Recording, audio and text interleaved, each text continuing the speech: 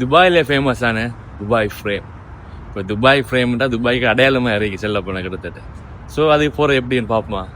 Full details சொல்கிறேன், ஃபுல்லாக பாருங்கள். மெட்ரோவில் தான் போகணும். ஸோ அதுக்காக நாங்கள் ஏடிசிபியிலேருந்து மிக்ஸ் ஸ்டேஷனில் மெட்ரோவில் இறங்கினோம். ஸோ அங்கேருந்து 800 நடந்து போகிறது தான் இருக்குது இந்த துபாய் ஃப்ரேம். இதுக்கு நம்ம வாக்கிங்கில் போகிற அந்த பார்த்த டிஃப்ரெண்டாகவே இருக்கும். இது ரெட் கலரில் வித்தியாசமாக இருக்கும். அதுக்கப்புறம் தான் பார்த்தோம் இது வந்துட்டு ஜொக்கிங் போகிறதுக்கு செட் பண்ண பிளேஸ் தான் இது. அப்படி என்ட்ரன்ஸ் கிட்ட போனா டிக்கெட் கவுண்டர் இருக்கும். டிக்கெட் ப்ரைஸ் பார்த்தீங்கன்னா 50 திரம் போட்டிருப்பாங்க. டெக்ஸ்டைல் சேர்த்து கிட்டத்தட்ட 52 திரம் சார்ஜ் பண்ணுவோம் ஒரு ஆளுக்கு. அதே மாதிரி 12 வயசு உட்பட்ட பிள்ளைகளுக்கு 20 திரமும், 3 வயசு கீழுக்கு உள்ள ஆளுக்கு ஃப்ரீயாக போயிடும் உள்ளு.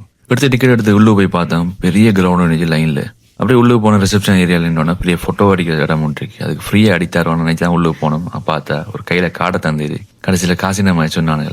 அது முடியும் அப்படியே மேலே இந்த எஸ்கலேட்டர் ஏறி போனா ஒரு சின்ன மியூசியம் மாதிரி செட்டப்ல இருந்துச்சு. உள்ளுக்குள்ள புகை மாதிரி வந்து சட்டை படிஞ்சு அப்படியே உள்ளே போகணும்னு சொன்னோன்னா அவங்க டிஜிட்டல் ஸ்கிரீன்ல ஃபுல்லா ஒரு எக்ஸ்பிளைன் பண்ண மாதிரி போட்டிருந்தாங்க. அதாவது எப்படி அவங்க ட்ரெடிஷன் இருந்துச்சு, எப்படி அவங்க பாரம்பரியமா எல்லா வேலையும் பார்த்தாங்கன்னு சொல்லி அதுல இருந்து அவங்களோட அன்றாட தொழில் என்ன சொல்லி செஞ்சாங்கன்னு சொல்லி ஃபுல்லா காட்ட டெமோ ஒன்று தான் உள்ளுக்கே இருந்துச்சு. இதெல்லாம் பார்த்து முடியா போட்டு எலிவேட்டர் ஒன்று வரும். அந்த எலிவேட்டர்ல அப்படியே போய் ஏறணும்னு சொன்னா எலிவேட்டர் போகக்குள்ளேயே துபாய் வியூ ஃபுல்லா பார்த்துக்கே போயிடும். அப்படியே போக நம்ம மேலே போய் ஏறணும் தான் துபாய் ஃப்ரேம்ல ஆக டொப்பா இருக்கும்.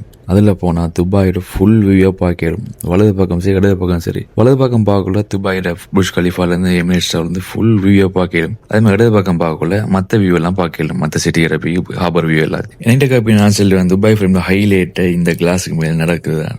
இதை சட்டப்பாட்டி இருக்கும். அது சும்மா த்ரில்லிங்காகவே இருக்கும். அந்த ஃபுல்லாக அந்த வியூ பார்த்து போக்கல பயம் உண்டா, தொங்கல் பயம் உண்டு வரும் எல்லாம் இருக்கும். அது மட்டும் இல்லாமல் அங்கே நீங்கள் போன மெமரிஸை வந்து இந்த மெமோட்டோ எல்லாம் செஞ்சு எடுக்கலும் 10 திரம் சார்ஜ் பண்ணுவாங்க வரையா. வளமையா ட்ரோனில் எனக்கு இந்த வியூ நான் பார்த்து பழைய நினைக்கி நேரில் பார்க்குறது உண்மையிலே வித்தியாசமாக இருந்துச்சு. ஏன்னா ட்ரோன் உடையலை, அதெல்லாம் இப்படி அதை பார்த்தா தான் இந்த வியூ ஃபுல்லாக பார்க்கலும். அது வந்து பிஸி டைமில் இந்த வியூ பார்க்கலுமே வேற லெவல். இதெல்லாம் பார்த்த முடிய பெரிய லைனோட நிற்க நீங்கள் கீழே இறங்குறதுக்கு. அது பக்கத்துல இருக்கும் ஃபோட்டோ பூத் கவுண்டர் உண்டு.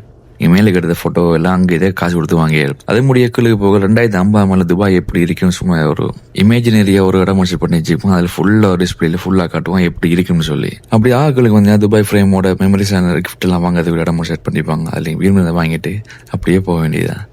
இன்னொரு சந்திப்போம். And then bye.